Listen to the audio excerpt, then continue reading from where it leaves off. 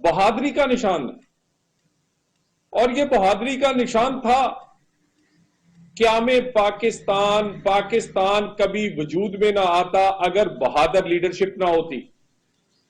اور اس کے بعد پاکستان میں مارشل لا لگے، پاکستان میں آمر رہے، پاکستان میں کوڑے، کال کوٹریاں، پھانسی کے پھندے، کون سی مشکل ہے جو نہیں سہی پاکستان کے سیاسی لیڈروں نے اور سیاسی کارکنوں نے، مگر سیاسی لیڈر ہمیشہ بہادری کا نشان رہے، فرنٹ سے لیڈ کرتے رہے۔ کتنا بھی کوئی تاریخ میں کمزور لیڈر تھا لیکن وہ کبھی چھپ کر چارپائی کے نیچے نہیں چھپا، وہ پولیس سے نہیں ڈرا۔ میں بہت زیادہ 70 سال کی تاریخ کے زیادہ ریفرنس تو نہیں، 2-3 چیزیں آپ کو یاد کروا دیتا ہوں، زیادہ دور کی بات نہیں ہے۔ آمریت عروج پر تھی، مشرف برجمان تھے پاکستان کے اقتدار میں، 2007 میں انہوں نے کہا نہ نواز شریف آ سکتا ہے نہ بے نظیر کو آنے دیں گے، اور اس کے بعد دونوں لیڈر پاکستان تشریف لائے، الیکشنز کی کمپین شروع ہوئی، دونوں لیڈروں نے تمام دھمکیاں، تھریٹ جو کہ ڈائریکٹلی پرویز مشرف اور اس کے حواری دے رہے تھے، اس سے ڈرے بغیر اپنی پوری آب و تاب کے ساتھ اپنی تحریک اور اپنا انتخابی مہم شروع کی۔ بے نظیر بھٹو جب کراچی اتری تو ان کا سامنا اور ان کے ساتھیوں کا سامنا خودکش دھماکوں سے ہوا، لوگ شہید ہو گئے، مگر وہ تحریک رکی نہیں، کوئی بہانہ نہیں بنایا، کوئی چھپ کر چارپائی کے نیچے یا باتھ روم میں نہیں چھپا، حتیٰ کہ بے نظیر بھٹو شہید ہو گئی اور اسی دن میاں محمد نواز شریف پر راول پنڈی کے ایک جلسے میں فائرنگ کی گئی سیدھی۔ وہ تو اللہ تعالیٰ نے بچا لیا، نہیں تو بیک وقت دونوں پاکستان کے لیڈروں کو نشانہ بنانے کا پورا منصوبہ تھا۔ نواز شریف بے نظیر کی شہادت کا سن کے تمام تھریٹس اور اپنے آپ پر ہونے والی فائرنگ کو بالکل بھول کے وہ ہسپتال پہنچے، اور اس کے بعد انتخابات ہوئے۔ انتخابات کے بعد ایک اور مرحلہ آیا، عدلیہ بحالی تحریک کا، دفعہ 144 لگی، خاردار تاریں بچھی، پولیس ڈپلوائے ہوئی، پنجاب میں گورنر رول لگا، پنجاب میں ہر طرف پورے پنجاب کو پولیس چھاؤنی میں تبدیل کر دیا گیا۔ ہمارے مسلم لیگ نون کے دفتر سے جہاں سے عدلیہ بحالی تحریک کا آغاز ہونا تھا، میاں محمد نواز شریف نے کرنا تھا، اس کو گھیرے میں لے لیا گیا۔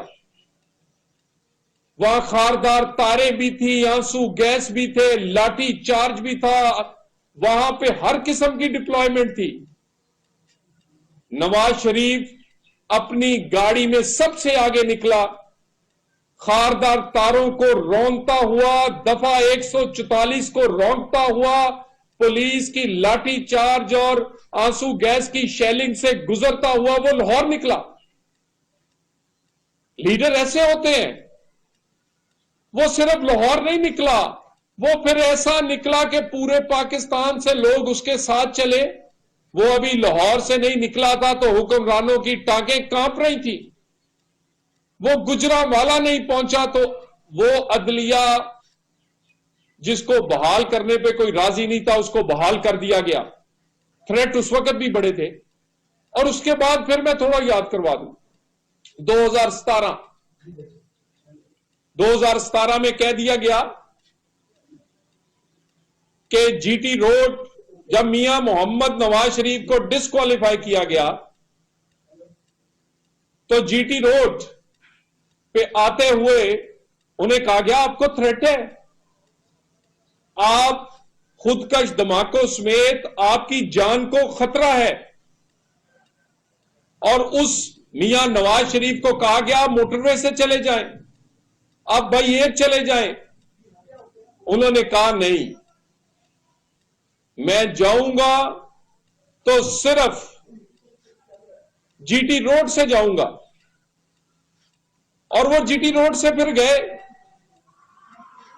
اور جی ٹی روڈ سے میں اس بات کا گواہ ہوں, میں اس وقت وزیر بھی تھا اور اس بات کا آئینی شاہد ہوں کہ جگہ جگہ پر ان کو کہا گیا کہ آپ گاڑی سے باہر نہ نکلیں, آپ آگے نہ بڑھیں. جب شادرہ میں آئے تو یہ نواز شریف کو کہہ دیا گیا کہ اگر آپ سٹیج پر آئے تو 2 خودکش بمبار اس مجمع میں موجود ہیں اور وہ آپ کو نشانہ بنا سکتے ہیں. وہ نکلے, جی ٹی روڈ بھی چلا, جلسے بھی چلا, جلوس بھی چلا, اور سب سے آگے محمد نواز شریف چلے. کوئی چھپا نہیں, کوئی ڈرا نہیں. یہ تو پاکستان کی سیاسی قیادت پر بھی کلنک کا داغ ہے عمران خان. اس نے تو ہمارے سیاست دانوں کو شرمندہ کر دیا ہے. ہم تو ڈرے نہیں تھے کبھی.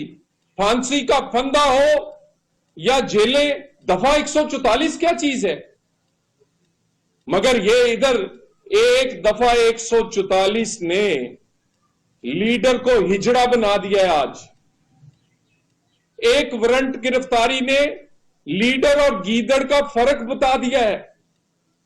اور جتنی دیر پولیس نہر پر اس زمان پار کے باہر رہتی ہے, باتھ روم کی کنڈی نہیں کھولتے عمران خان, بیڈ کے نیچے سے نہیں نکلتے آپ. اور نکلو عمران خان. یہ تحریکیں کیا دفعہ 144 سے ڈر جائیں گی؟ یہ آنسو گیس اور لاٹھی چارج کا جو سامنا نہیں کر سکتے وہ ٹینکوں کے سامنے لیٹیں گے اور انقلاب لے کر آئیں گے.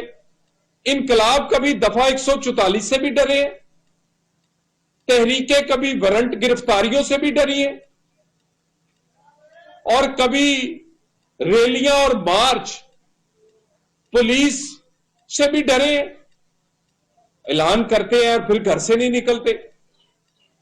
بزدل لیڈر نہ قوم کو کیا کامیاب کرے گا جو گھر سے نکل کر باہر آ کے کیمروں کے سامنے کھڑا نہیں ہو سکتا, اور روزانہ اعلان کرتے ہو اور کوشش کرتے ہو کہ اپنی ڈھال بناؤ. کن کو؟ خواتین کو, بیٹیوں کو. اپنی بیٹی تو تم تسلیم نہیں کرتے, لوگوں کی بیٹیوں کو آگے کھڑا کرتے ہو. اپنے بزدل آدمی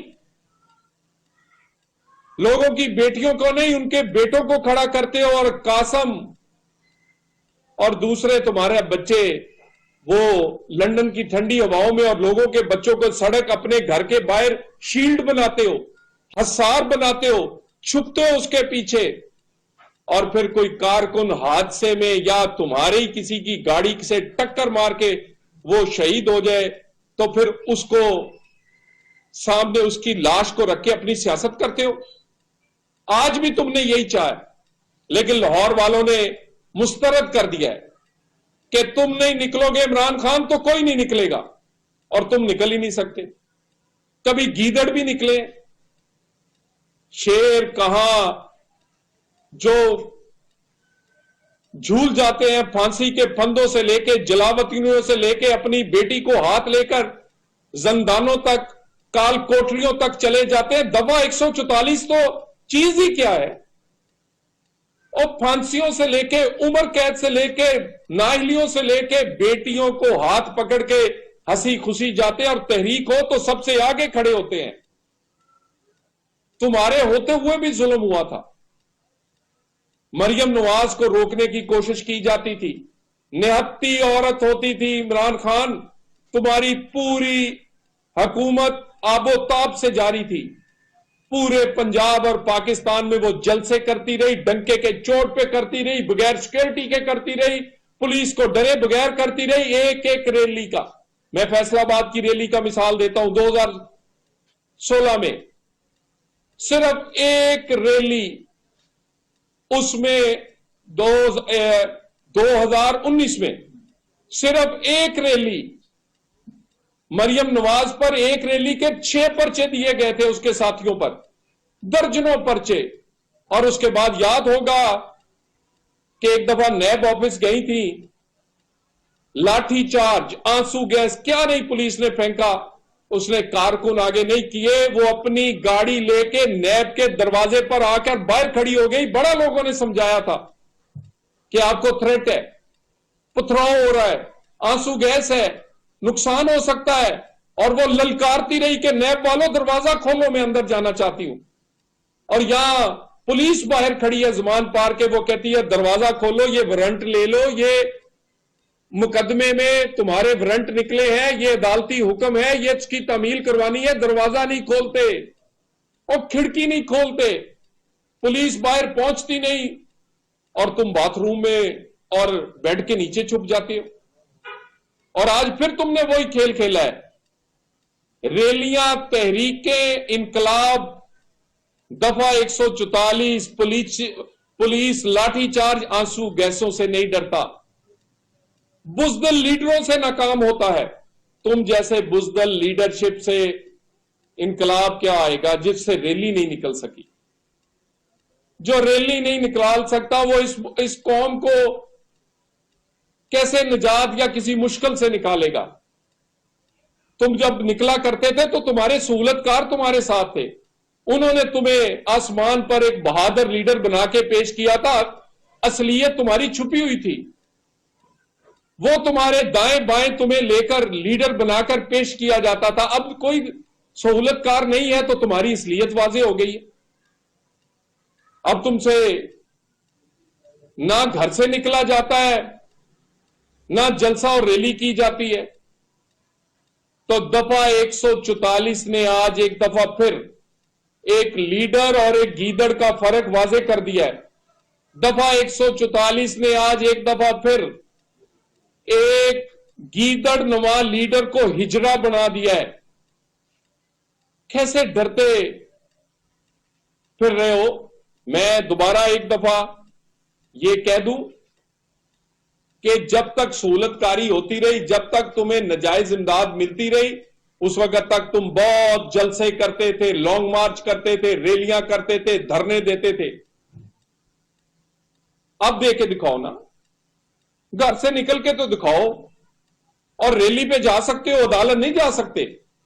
ریلی کے جانے کا اعلان کر سکتے ہو, عدالت پر جانے کا کہتے ہو میں بیمار ہوں, عدالت پہ جانے کو کہتے ہو میری ٹانگ پہ پلستر ہے, عدالت میں جانے پہ کہتے ہو او ہو میری جان کو خطرہ ہے. تمہاری جان کو خطرہ نہیں ہے, اصل میں تم ہو بزدل آدمی. تم میں اتنی جان اور اتنی ہمت ہے ہی نہیں کہ سامنا کر سکو. اپنے کارکنوں کو ڈھال نہ بناؤ, سامنے آؤ, اور اب تمہیں فرق بتائیں گے کہ لیڈر اور گیدڑ ہوتے کیا ہیں. شکریہ. عمران خان کی بزدلی سے سیاست بدنام ہو رہی ہے, یہ کہہ رہا تھا مسلم لیگ نون کے رہنما طلال چودھری کا. نیوز کانفرنس کرنے کے دوران انہوں نے کہا کہ عمران خان کی ریلی کا انجام ایک بزدل لیڈر کی ریلی جیسا ہوا ہے. سیاسی رہنما اور کارکن ہمیشہ بہادری کا مظاہرہ کرتے ہیں. بے نظیر بھٹو شہید اور نواز شریف نے ہمیشہ ہر مشکل